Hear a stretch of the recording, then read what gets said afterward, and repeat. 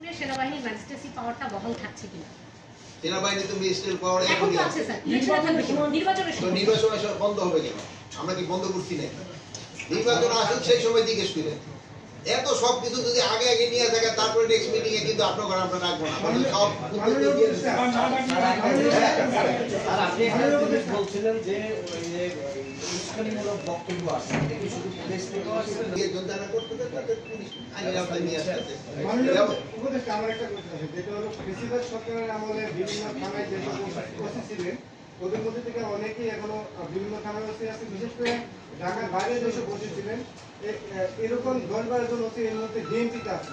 এই বিষয়গুলি আপনারা এখন হলো কি আমরা তো বলছি যে 2014, 2018 এবং 2024 নির্বাচন যারা ছিল তাদের আমরা ম্যাক্সিমাম চেঞ্জ করার চেষ্টা করি, কিন্তু হলো কি আমাদেরও একটা লিমিটেশন আছে।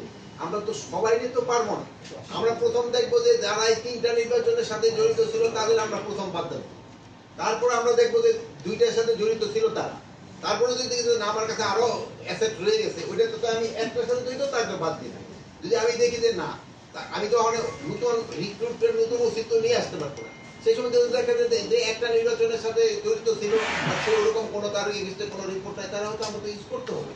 আমার থেকে তো নতুন কোনো কিছু নেই। আমি তো বলতে পারবো না ভাই এই আশা আমি আজকে ওসি নিয়োগ দিব 100 চলে আসো। কিন্তু অনেক ইন্সপেক্টর তো আছেন, অনেক ইন্সপেক্টর তো আছেন যারা ওসি হিসেবে নিয়োগ করার যোগ্য। এদের আনার আমরা সর্বাত্মক চেষ্টা করছি তাদের আনার জন্য। এই ব্যাপারে আপনারাও একটু সঞ্চার হবেন, আপনারা সব সময় লিখবেন। আর ওই দেশে সাংবাদিকরা যেসব বলে আপনারা তো গেছিলেন, সেই সময় আপনারা জিজ্ঞেস করতে পারতেন ভাই তোমরা এই সব ক্রিমিনালকে কবে ফেরত দিবা। আমাদের কাছে যারা এই না দেয়ার অল ক্রিমিনাল তাদের আমরা যে কোনো সময় পাইলে নিয়ে আসবো, তাদের কাছে আপনাকে এক্সট্রা ডিসেন্ট ঠিক আছে আমরা চেষ্টা করতে তারা আমাদের